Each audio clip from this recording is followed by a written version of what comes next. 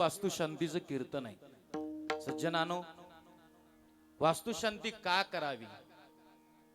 आपण घर बांधतो, आपण बंगले बांधतो, बांधलंच पाहिजे चांगलं घर, बांधलेच पाहिजेत बंगले। श्रीमंत लोकांचा अवेअर करणाऱ्याचा आणि श्रीमंत लोकांना नाव ठेवणाऱ्याचा मला लय राग येतो बरं का, लय राग येतो। एखाद्याला म्हटलं ना, त्या माणसाने लय भारी घर बांधलं, ती अवलाद चांगलं कधीच कोणाला म्हणणार नाही, कधीच नाही। ती फक्त एकच म्हणणार, काय लोकांचे मुंडके मोडून बांधले, अरे तू पाय मोड, हात मोड, काहीतरी मोड ना, तू बांध ना।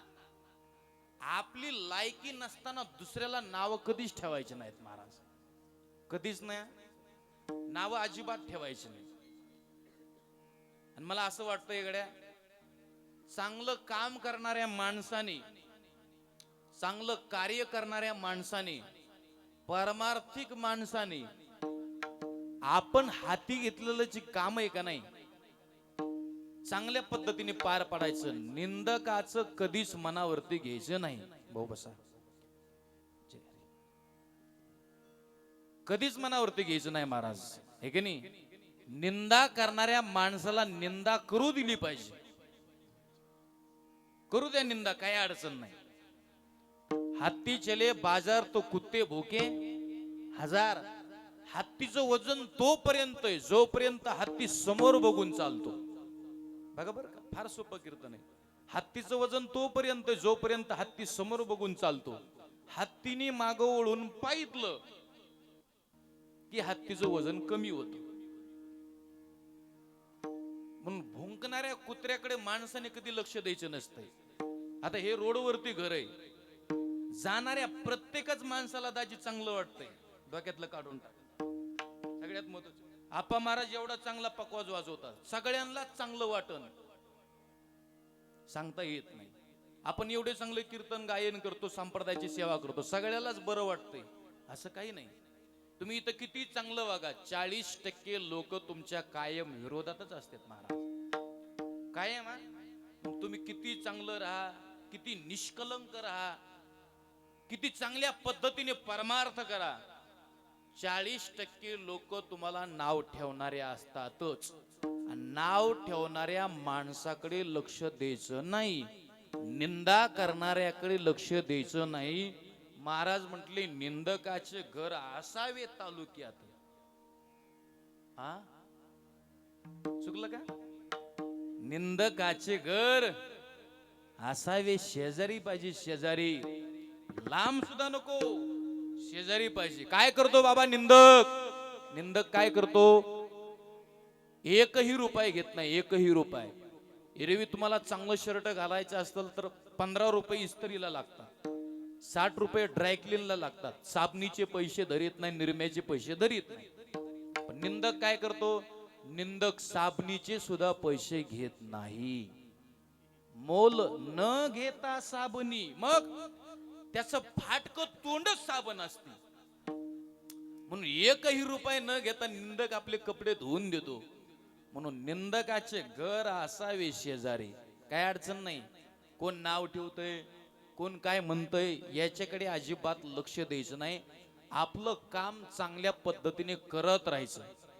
आता हा भवर परिवार आहे, यांना मी लहानपणापासून बघतो, जेव्हापासून आमचं नातं जुळलेलं आहे तेव्हापासून मी यांच्याकडे बघतो। हा परिवार शेतीत काम करत करत हे सगळं वैभव या परिवारानं उभं केलेलं आहे।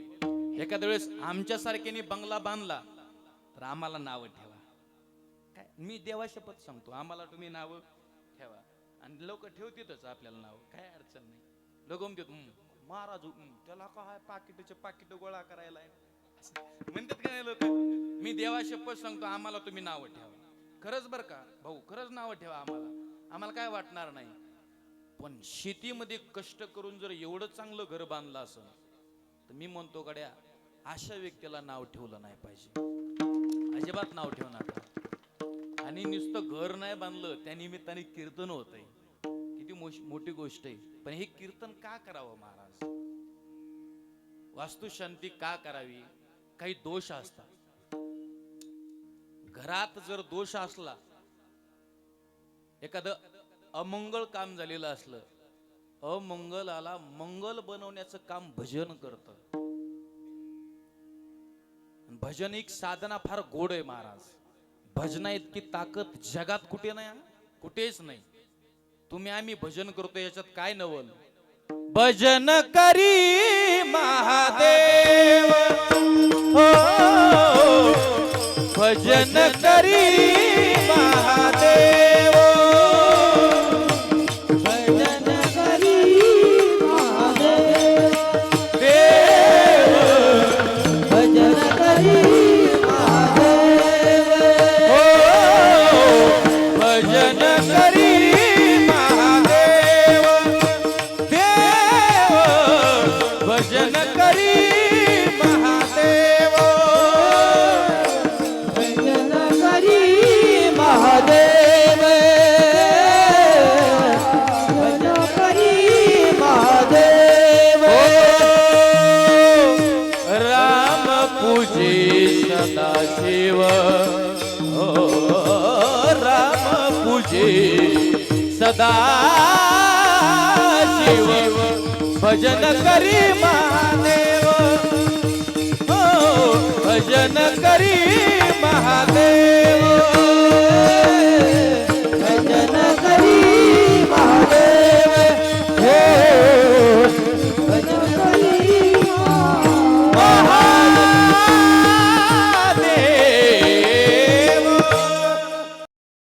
भजन करी महादेव. राम पूजी सदाशिव. अशांत असणारी वास्तू, शांतता त्या घरात राहत असताना मिळावी, छान वाटावं, आनंद व्हावा, याच्याकरता वास्तू शांती करतात. म्हणून वास्तूचा दोष निघून गेला पाहिजे याच्याकरता भजन नाही, याच्याकरता कीर्तन नाही, आणि ते केलं पाहिजे महाराज. बरेचसे दोष सांगितलेले आहेत. सामुग्री दोष आहे. सामुग्री दोष म्हणजे काय. एखादं घर बांधलंय समजा, पण ते घर बांधत असताना आपण जिथून वाळू आणतो, आता तुम्हाला वाळू कुठली, आमच्या इकडचीच वाळू आहे, आमच्याशिवाय पर्याय नाही तुम्हाला असं. आमच्या शहागडला जर तुम्ही वाळू आणायला गेले तर बरेचसे लोक काय करतात, दशक्रिया विधी असेल बाबा, अंत्यविधी असेल, गंगतडीचे जेवढे काही गाव आहेत जवळपासचे हे सगळे गंगतडीला विधी करतात. विधी झाल्यानंतर तीच वाळू आपण इकडं घर बांधकामासाठी आणतो. एखादा व्यक्ती, एखादा माणूस वाईट मरणाने मेलेला असतो, त्याच्या जीवनामध्ये बऱ्याचशा काही गोष्टी राहिलेल्या असतात, त्याचा आत्मा अशांत असतो महाराज, त्याचं जीवन अशांत असतं. मग मला असं वाटतंय गड्या, तो विधी त्या जाग्यावरती झाल्यानंतर तिथली वाळू जर आपण घर बांधकामाला आणली माझ्या दादांनो, तर अशांत वास्तू होत असते. अशांत वास्तूला शांतता मिळावी, त्या घरात राहत असताना घरच्यांना आनंद मिळावा, सुख नांदावं, याच्याकरता ही वास्तू शांती, याच्याकरता हे कीर्तन आहे, याच्याकरता हे भजन आहे. म्हणून वास्तुशांतीच्या निमित्ताने भजन झालं पाहिजे, कीर्तन झालं पाहिजे. किंवा आपण ज्या ठिकाणी घर बांधले,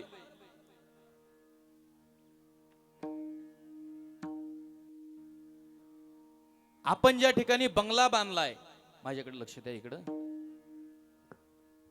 ती जागा कशी आहे. आता बऱ्याचशा ठिकाणी आपण कार्यक्रमाला जातो आप्पा महाराज, बऱ्याचशा ठिकाणी मी ऑब्झर्वेशन करा, कधी कधी सगळ्या गोष्टी असतात. लाख समाज असतो कीर्तनाला, 1,00,000 समाज. बाबा तुम्हाला बी अनुभव आहे असण्याचा. जाग्याचं महत्व खूप आहे बरं का. आपण ज्या ठिकाणी घर बांधलंय, बंगला बांधलाय, वास्तू बांधली, ती जागा कशी आहे. भाऊ झाला, आपण जी वास्तू बांधली, इकडे माझ्याकडे लक्ष द्या, काय अडचण, कामाचा असतो फोन एखाद्या वेळेस, इकडे लक्ष द्या माझ्याकडे. ती जागा कशी आहे, ती पवित्र जागा आहे का त्याला काही दोष आहेत. काही ठिकाणी असंच होतं, लाख समाज असतो कीर्तनाला, वादक तुमच्यासारखे तयार, गायक चांगले, टाळकरी भरपूर, ऐकणारे माणसं चांगले असतात, पण 2 तास तुम्ही किती वडाताण करा, काय काय वेळेस किती बी आलडू आलडू कीर्तन करा आणि किती बी घाम येऊस तर पकवाज वाजवा, अनुभव तुम्हाला असेल, अनुभव बाबा तुम्हाला असेल, कार्यक्रम रंगत नाही, कीर्तन रंगत नाही, काय काय ठिकाणी रंगत नाही. याचा अर्थ काय? सगळ्या गोष्टीत ना पकवाज वादक चांगले आहेत, गायक चांगले आहेत, साऊंड चांगला, ऐकणारी माणसं चांगली आहेत, पाकिट बी गपक्याची खपकी आहे, म्हणजे इथलं नाही सांगत हा, सगळ्या गोष्टीत, तरी कीर्तन रंगत नाही.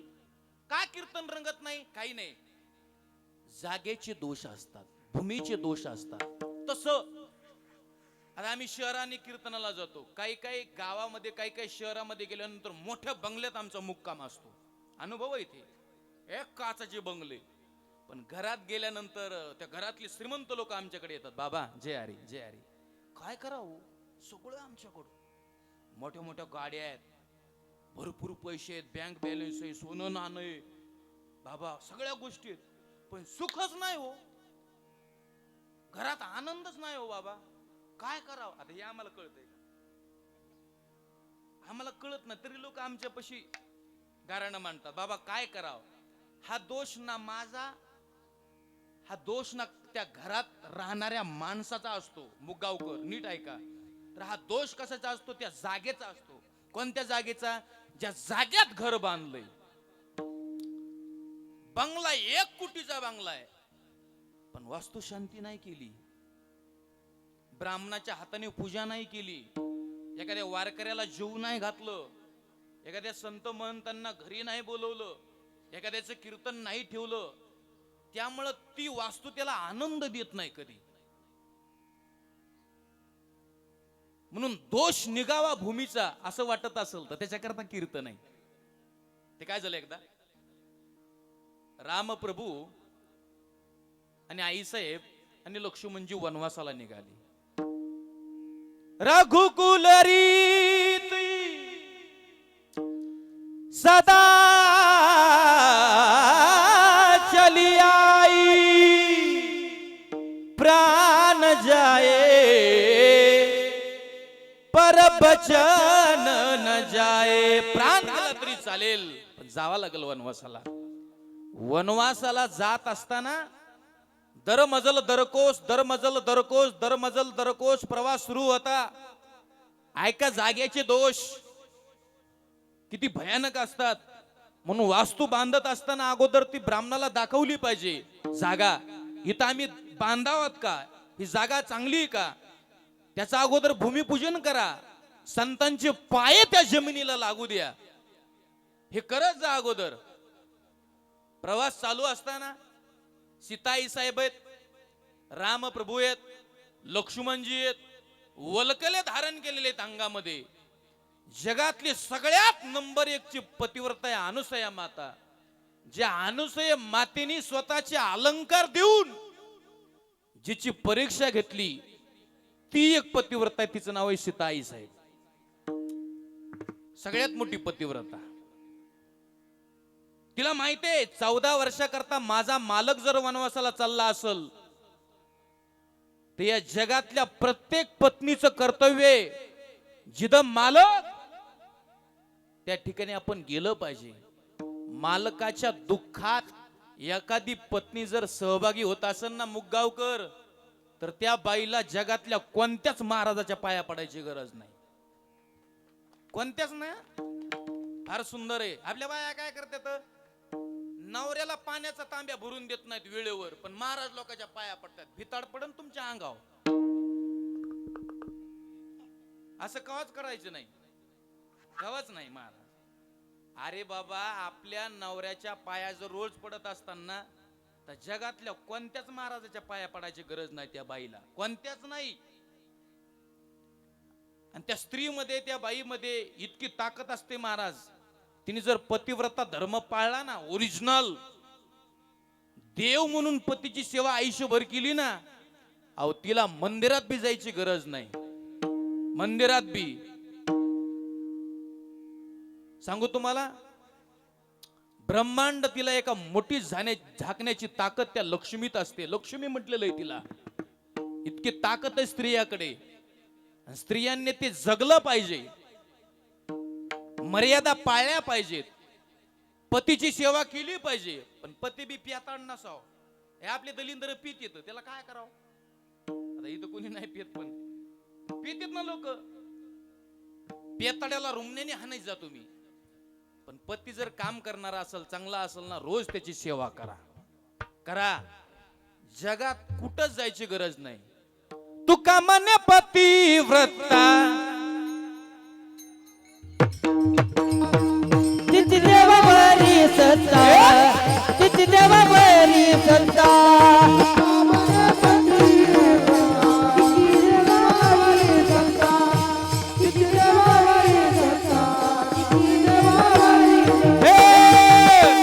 पतिव्रता, तिची देवावरी सत्ता. तुका म्हणे पतिव्रता, तिची देवावरी सत्ता, तिची देवावरी सत्ता, तिची देवावरी सत्ता.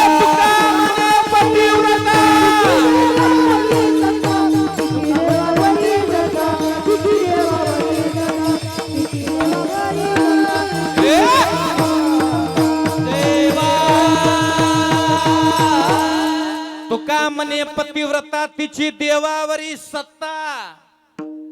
मतीची या काय बाबा ते? पतीची या मता पतीची या मता अनुसरोनी पतिव्रता. मी मरी ढिली झाली, त्याला काय करू मी? वा. पतीची सेवा एखादी बाई करत असेल ना, तिला कुठंच जायची गरज नाही, तिची देवावरी सत्ता. तसं आईसाहेब म्हटल्या, माझा मालक जर 14 वर्षाकरता वनवासाला चालला असेल, ए माझ्या दादांनो, ए तर मला सुद्धा 14 वर्षाकरता गेलं पाहिजे. म्हणून दरमजल दरकोच प्रवास करत असताना सीता आई साहेबाच्या मनात एक शंका आली. आणि सीता आई साहेब रडायला लागल्या. फक्त सीता आई साहेबच रडत नव्हत्या, इकडे लक्ष द्या, तर लक्ष्मणजी सुद्धा रडायला लागले. काय?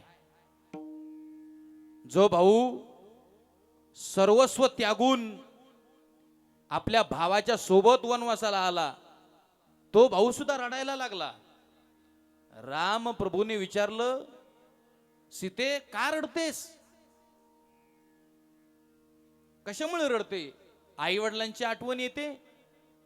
राजाची मुलगी बरं का सीता, राजाची मुलगी आहे, पण वनवासात आपल्या पती सोबत पत्ता तिनका जोड़ते जाते हैं महल के सी जंगल में कुटिया बनाते हैं. राजाची मुलगी आहे, पण पती सोबत वनवासात निघून आलेली आहे. सीतेला विचारलं, सीता का रडते? आहे का जाग्याचे दोष? का रडतेस ग? वडिलाची आठवण आली नाही, आईची आठवण आली नाही, मग अयोध्येची आठवण आली नाही, रडतेस का? शांत बसले सीताई साहेब. लक्ष्मणाला विचारलं, ए लक्ष्मणा, तू का रडतोस? तुला आईची आठवण आली नाही? दुधाचा ग्लास घेऊन आई उभी होती. ए लक्ष्मणा, एवढं दूध घेऊन जा. चालला बाबा भावाची सेवा करायला, काय अडचण नाही, जा, पण एवढं दूध घेऊन जा ना. त्या दुधाची आठवण आली नाही. लक्ष्मणासारखा भाऊच नाही महाराज. आई म्हटली होती, भावाची सेवा करायला चाललास वनवासात लक्ष्मणा, पण भावाच्या विरोधात स्वप्न सुद्धा पडलं नाही पाहिजे. स्वप्न. लक्ष्मणजी म्हटलं, हे स्वप्न कधी पडतं मा? झोपी गेल्यानंतर पडतं. लक्ष्मणजी म्हटले, मा, हा लक्ष्मण भावाची सेवा करायला चाललाय ना, 14 वर्षाकरता झोपणारच नाही. काय भाऊ असेल? एका वेळेला तो भाऊ रडतोय. लक्ष्मणा का रडतोस?